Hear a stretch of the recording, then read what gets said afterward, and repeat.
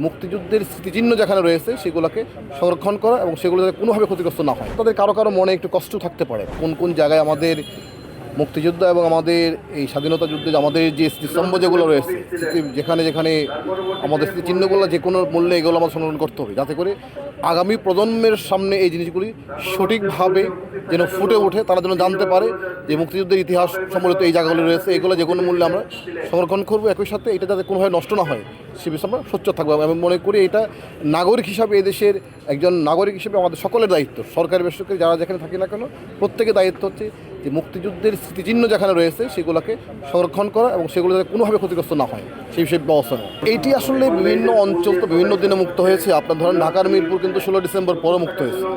তো আমরা যেহেতু জাতীয়ভাবে আমাদের 16 ডিসেম্বরকে আমরা বিজয় দিবস হিসেবে আমরা করি, সুতরাং আমরা ওই দিবসটাকে প্রাধান্য দিই। এটার মধ্যে লোকালি আসলে কোন অঞ্চল কখন মুক্ত হয়েছে এটা নিয়ে আসলে খুব বেশি প্রাধান্য দেওয়া হয় না, কারণ ওইটাকে প্রাধান্য দিতে গেলে আমাদের জাতীয় দিবসটা আসলে একটু অবনমিত হবে।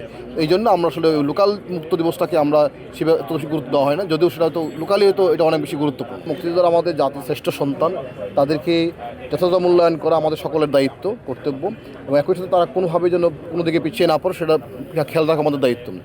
একই সাথে হয়তো তাদের কারো কারো মনে একটু কষ্ট থাকতে পারে, যেমন তারা আসলে যে বিষয়টাকে সামনে রেখে মুক্তিযুদ্ধ করছে, তাদের জীবন বাজি রেখে করছিল, হয়তো সেরকম বাংলাদেশ আমরা বিনির্মাণ করতে পারিনি, করতে না পারার কারণ তাদের মনে অনেক কষ্ট থাকতেই পারে। এটা খুব স্বাভাবিক।